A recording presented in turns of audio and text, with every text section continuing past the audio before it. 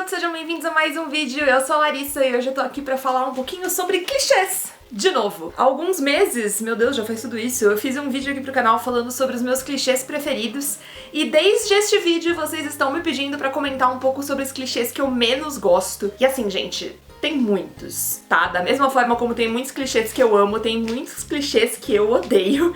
Então fazer essa lista foi, assim, um trabalho de curadoria pra ver quais eram os meus mais odiados mesmo. Eu trouxe aqui uma lista com 5 clichês que eu realmente não suporto, que eu não aguento mais ver. Então vamos lá, meu primeiro clichê nessa listinha de odiados tem que ser, com certeza, a instituição do Insta-Love. Você muito provavelmente já viu isso em mais de um livro, é aquele clichê básico em que os protagonistas se veem e no exato momento em que eles se veem, eles se apaixonam loucamente. E aí eles se tornam o centro da vida um do outro e eles não conseguem mais viver longe um do outro. Parece familiar? Pois é, né? Ele é muito familiar, foi bastante popular na época de Crepúsculo, ainda hoje é bastante popular. A galera tem uma mania de achar que o amor só é válido quando ele acontece desde o primeiro momento, enfiar na nossa goela, assim, que você, pra shippar um casal, ele tem que ser loucamente apaixonado desde o primeiro segundo. E eu simplesmente não aguento mais isso, eu odeio, odeio, odeio, odeio, quero que acabe, não aguento mais. A segunda, né, instituição, o segundo clichê que eu não aguento mais ver, que eu tive, assim, total o quanto eu poderia aguentar também na época de Crepúsculo, que foi quando pipocou um monte de romance nesse estilo e que, na verdade, não é exclusividade de Crepúsculo, nem só de romances juvenis. A gente vê muito isso sendo usado em várias outras produções de romance, que são os triângulos amorosos. Eu consigo contar nos dedos de uma mão quantos triângulos amorosos realmente me convenceram e quantos que eu achei bons de verdade, e eu acho que nessa única mão eu só consigo preencher um único dedo, que é as Peças Infernais. De resto, todos os triângulos amorosos eu acho insuportáveis. Primeiro porque eles se apoiam muito na destruição de um personagem para que outro seja levado. Então, para que você se convença a escolher o mesmo lado que o protagonista, a gente precisa destruir a relação dela, né, com o segundo parceiro possível. E segundo, porque eu acho um lazy writing dos infernos, assim, eu acho muito preguiçoso você precisar criar essa sensação de dúvida. Eu acho que tem N questões aí sobre monogamia, sobre a gente ter mesmo a obrigação de gostar de uma única pessoa por vez, enfim. Eu não suporto, não gosto, não me convence. Todas as vezes que eu leio Triângulo Amoroso eu tenho uma vontade imensa de me jogar da primeira ponte que eu vejo. Terceiro lugar, que talvez poderia ser o primeiro, tem a Síndrome do Patinho Feio. Esse é o nome que eu dou pra esse clichê, eu não sei se tem algum outro nome, mas também é uma coisa que provavelmente vocês vão achar bastante familiar, que é aquela famosa narrativa da protagonista que não se acha bonita ou que não é bonita, que passa por uma grande transformação física pra se transformar, né, no esperado ou no adequado pros padrões e pra ser a pessoa que vai chamar a atenção de um certo mocinho ou mocinha e que vai se tornar desejável aos olhos daquele par romântico. Foi uma coisa que eu tentei muito e eu acho que eu consegui reverter escrevendo Amor Plus Size. Eu queria que essa transformação fosse uma coisa interna e de olhar e não uma transformação física, porque eu odeio o lance todo de você se sentir mal com você mesmo e você se descobrir a partir do olhar de outras pessoas ou de você precisar passar por uma transformação física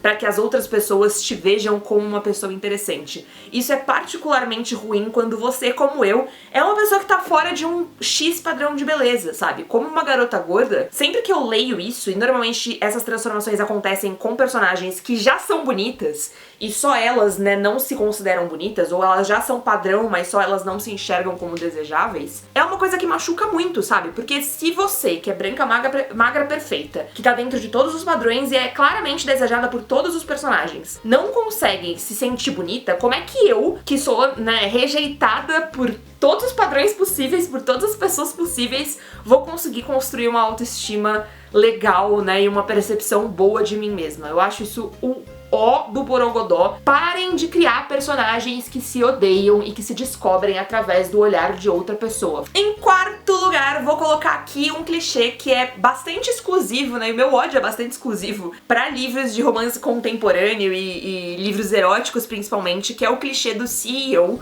ou garotas que se apaixonam pelos seus chefes.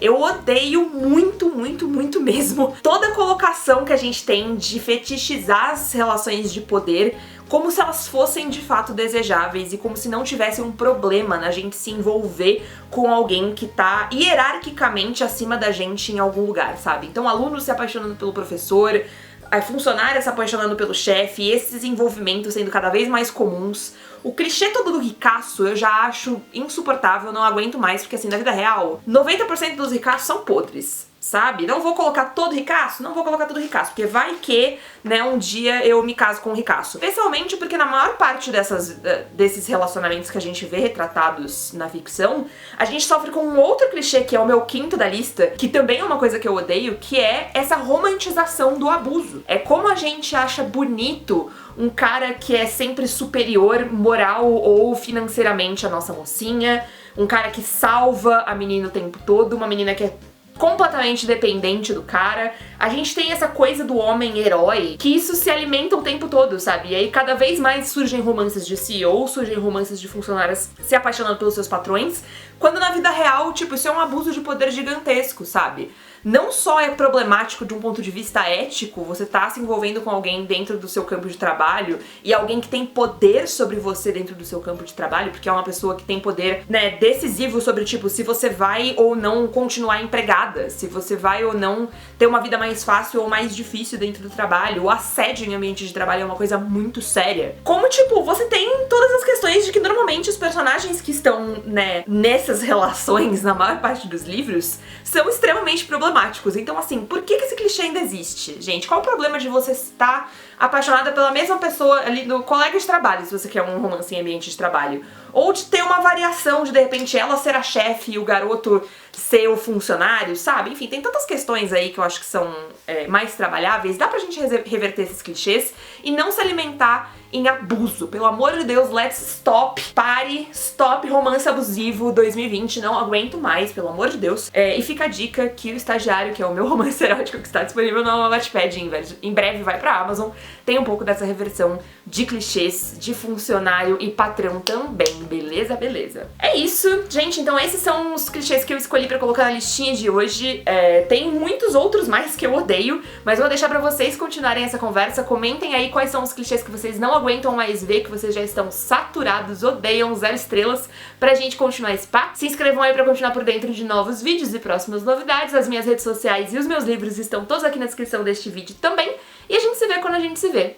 Beijo pra vocês e até mais!